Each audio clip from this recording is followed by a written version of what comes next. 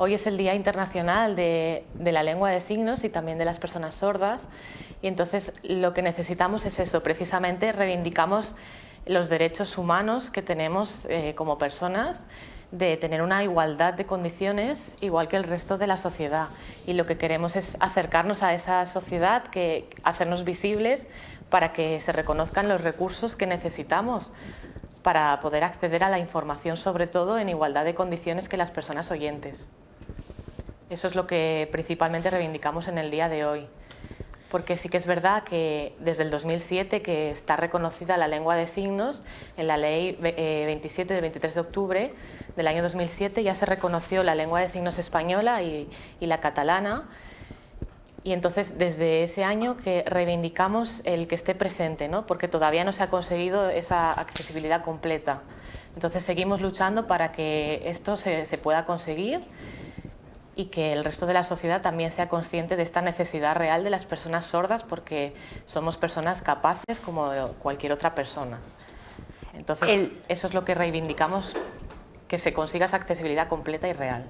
Poquito a poco sí que se está poniendo el servicio de intérprete, por ejemplo, para las personas sordas en lo que es dentro de la etapa escolar, pero todavía no hay una accesibilidad real. Por eso debería de estar presente en todos los ámbitos, como tú muy bien has dicho, tanto en el ámbito educativo como con el resto de ámbitos. Es verdad que en muchos de estos ámbitos todavía no está presente el perfil del intérprete de lengua de signos. Es verdad que desde hace años ahora ha mejorado la situación, pero todavía falta que esté presente en todos estos ámbitos para que se consiga esa accesibilidad real. La mascarilla, la pandemia, también ha sido un punto en contra del colectivo de personas sordas, ¿no? Sí, totalmente. Ha afectado demasiado al colectivo, porque es que, claro, no podemos leer los labios, la labiolectura, la expresión facial y corporal es un componente de la lengua de signos también, y es muy difícil, nos dificulta todavía más el acceder a esa información.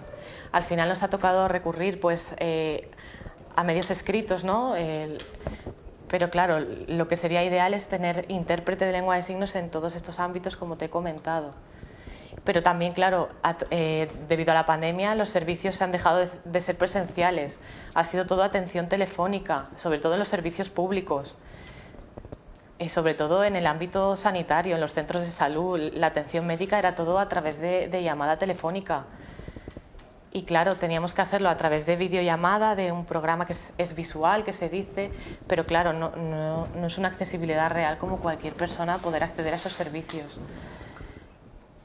Y luego, aparte, el tema de la mascarilla, que todavía no hemos conseguido que hayan mascarillas transparentes homologadas. Sí que se están usando algunas, pero no hay una homologación oficial. Entonces, todo esto nos está afectando.